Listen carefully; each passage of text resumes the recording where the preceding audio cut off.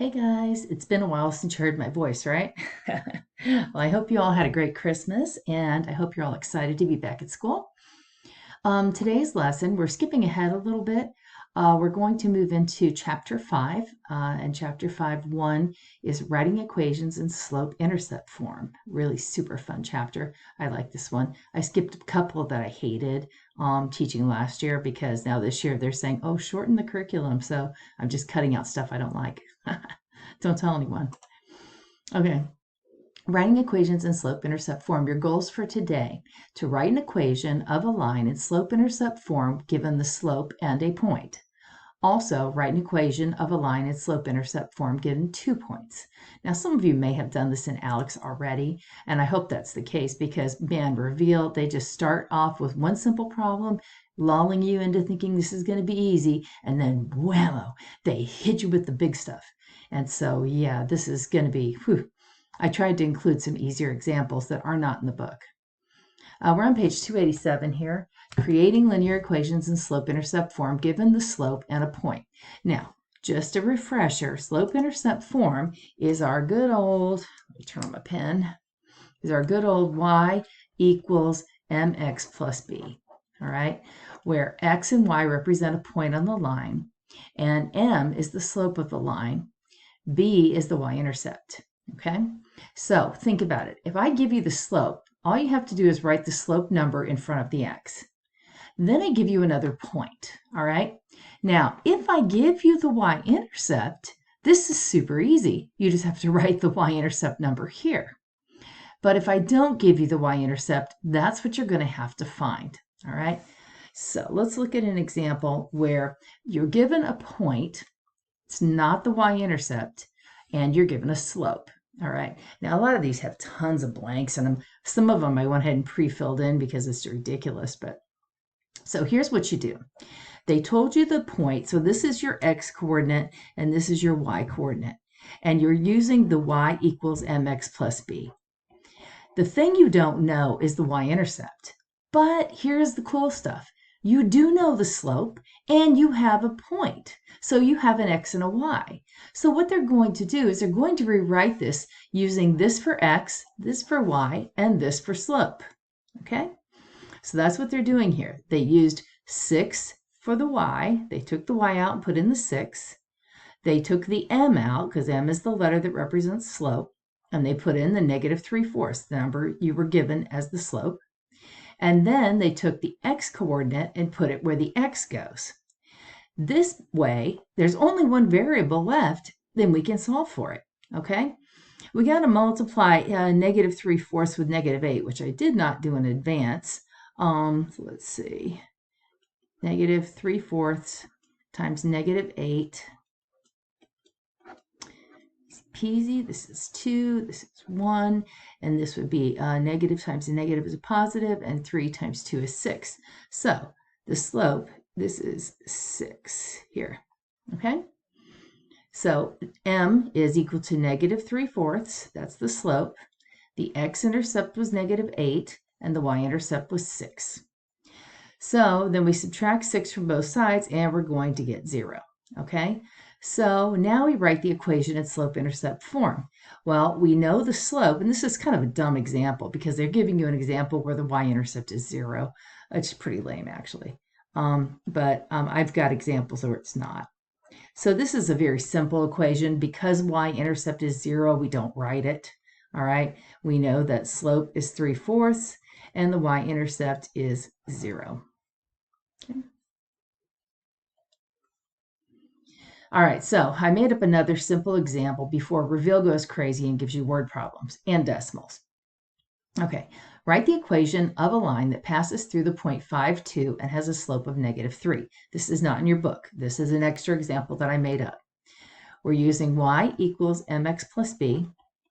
All right, we know m is -3, and we have a point, x and y.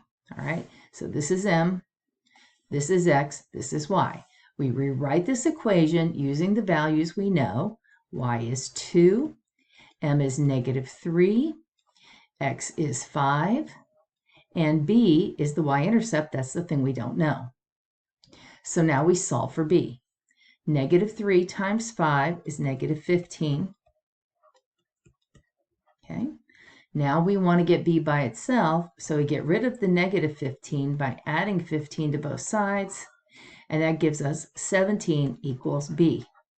So the equation of the line is y equals, we already knew the slope was negative 3, so negative 3x, and then this number represents the y-intercept. Because this is positive 17, it's plus 17. If the y-intercept had been negative 3, we would have written minus 3. Okay? So there's the equation of the line that passes through this point and has this slope. This is where they went with example 2. Seriously? Like, are you kidding me? Immediately, they go for a word problem. I don't get it. I'm not assigning you any word problems in this section, but I will briefly cover this, and then you can pause it and write down all the answers that I've filled in the blanks here. Marissa is baking a recipe that calls for her to turn down the temperature on her oven for part of the baking time. Write an equation to represent the situation if the temperature in her oven drops 25 degrees every 30 seconds, and after 2 minutes, the temperature is 350 degrees. Well, right away, they've complicated this by giving you a change over a period of 30 seconds. We can't have 30 seconds and minutes in the same problem. We need to use 1 unit of measure. So what they've done here first off is they've said, well, okay, 30 seconds is a half of a minute. So that's why we have 0.5 minute. All right, because the temperature is dropping 25 degrees every 30 seconds, our slope is going to be negative. Think of it as the temperature is dropping. Wouldn't the line be going nice negative downhill? Okay. So slope is the change in y, down 25 degrees, over the change in x. So this is a fraction here. This is my slope fraction. And this is 0.5. You should never have a decimal in a fraction. So they go ahead and divide this out to arrive at a slope of negative 50, which means the temperature is dropping 50 degrees every minute. All right, so now you know your slope is negative 50, and you have a point 350 degrees after 2 minutes. That's your point, and now you're solving for the y-intercept. So negative 50 times 2 is negative 100. You add 100 to both sides to get b by itself, and you find that the original temperature of the oven was 450 degrees. That's the initial value, or the y-intercept. So down here in the equation, we have y equals, the rate of change was negative 50 degrees per minute, so negative 50x plus 450, the initial value, or the y-intercept. What a nightmare problem. Okay, so here we have another word problem. I think this one's pretty straightforward. The only hard part of this is saying that person's name. The total monthly cost of, what the heck? Couldn't we just use Bill and Bob nowadays? You know, okay. The total monthly cost of that person's gym membership increases by $5 per class she attends. After signing up for 4 classes 1 month, her total cost is $49.99. Which equation represents her monthly total cost after attending X classes? Well, we know that her membership increases by $5. So this is definitely a positive slope. So right away, we can get rid of these 2 negative slope ones. Okay? But now, what happened here? It increases $5 for every class, and she signs up for 4 classes. So that tells me this week it increased by $20 for $5 classes.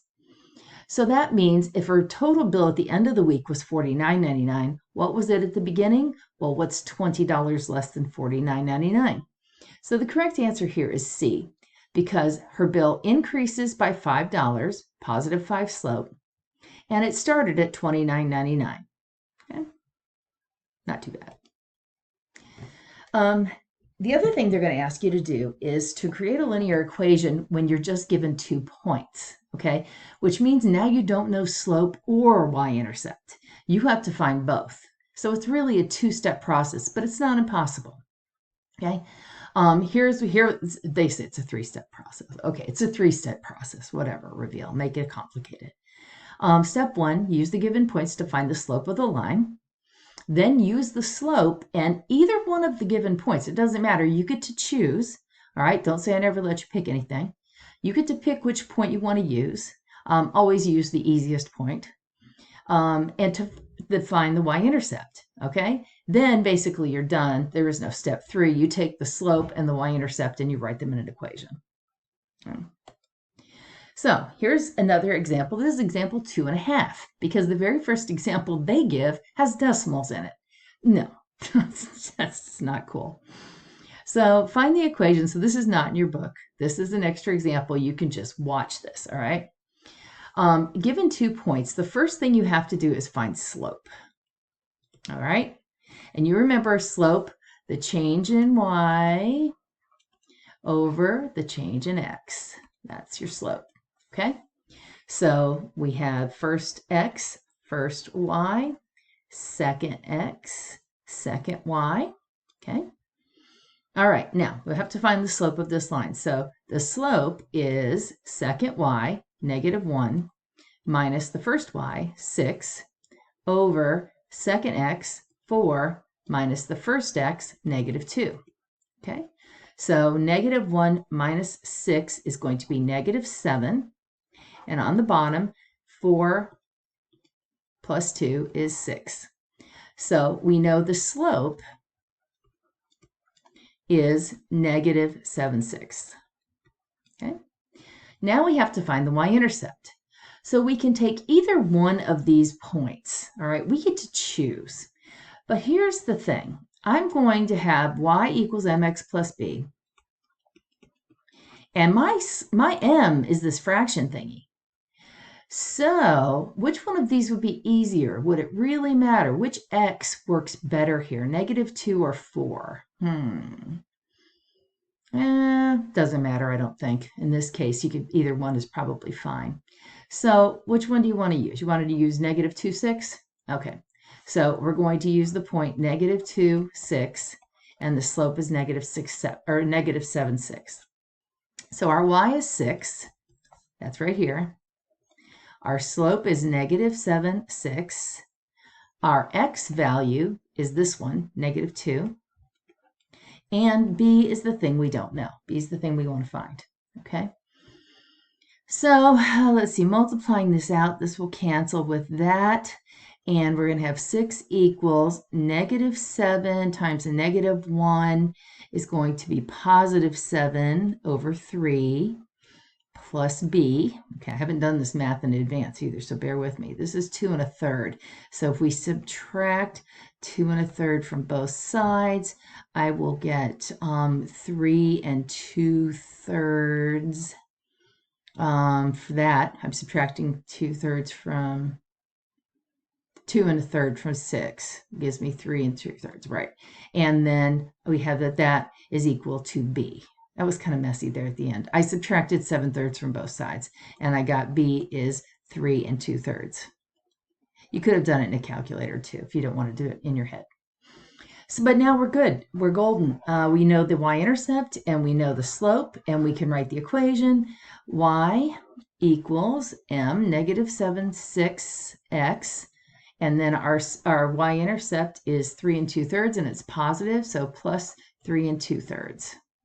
And there you have it. It's a little messy, but nothing compared to this nasty thing they give you next. All right. Here's Reveal's example. Right away, they give you decimals. They're so mean. All right. Step 1, find the slope. Okay, they've given you these 2 ugly points. All right. And you have to find the slope. So you would go, okay, x1, y1, x2, y2, and you plug them into the equation. All right. And then you get this. And when you divide that out, you get -0.5. So that's your slope. Then you can use either point to find the y-intercept. They've chosen to use the point -3.4, 1.6, which is the second point here. They've chosen to use that one. They substituted 1.6 for y and -3.4 for x. They put in the slope that we found, -0.5, all right? Multiplied those together and got 1.7. Subtract 1.7 from both sides, and you arrive at a y-intercept of -0.1. So you take the slope you know, right here. You take the y-intercept you know, and you write the equation substituting the slope for m and the y-intercept for b. Now in this example, the y-intercept is negative, so we didn't put plus 1. Here we put minus 0.1. Okay? Are you having fun yet? Don't you wish you were back on Christmas vacation? I know, I do. Okay, so here they've given you, this is a fairly decent example. I don't know why they didn't lead with this one. This is x1, and this is y1, and this is x2, and this is y2. Okay, so to find the slope, we need second y, negative 12, minus first y, which is negative 3, over second x, which is negative 7, minus first x, which is negative 5. Keep change, change, keep change, change. We have a slope of negative 9 over negative 2, which is a slope of positive 9 over 2. Okay? So now we've got this 9 over 2, and let's see, I'm going to multiply it times an x, and neither one of those is even. Well, they really didn't cut you a break on this one, did they? No, they did not. All right, so we're going to go with it. It's going to be messy. Which point do you want to use? Let's use negative 5, negative 3. You can use either one. So this is our x, this is our y, this is our m. So y equals m x plus b. We're solving for b. I'm going to have to multiply these two together. And this is not pretty. Negative 45 over 2. Where did they get this? Tell me I've done something wrong here, and this isn't how they really wanted this to go. How could I possibly? Negative 12 minus negative 3, negative 7 minus negative 5. That's right. And that's right. And that's just how, oh, it's just gross. Okay, well, maybe I'll write this as a mixed number. It'll make it a little easier. This would be 22 and a half, negative 22 and a half plus b. I did that right. So then you would add 22 and a half to both sides. Add 22 and a half to both sides. Okay. And, well, if you added 3, you would get, or you subtract 3, I think what, 19 and a half here? And please don't tell me if I screwed this up, because I'm doing it in my head, and anything can and will happen. If you subtract 3, you'd say, yeah, it's got to be 19 and a half. So that would mean that our equation for this one is y equals 9/2 x plus 19 and a half. That's just horrible. All right. So if you're not confused yet, here they went to a word problem, and you know, I'm not planning to give you any word problems like this, so I'm going to skip this. You don't have time for this. I think we've got enough material in this section without that. You might want to remember this little saying though, because you might see it again.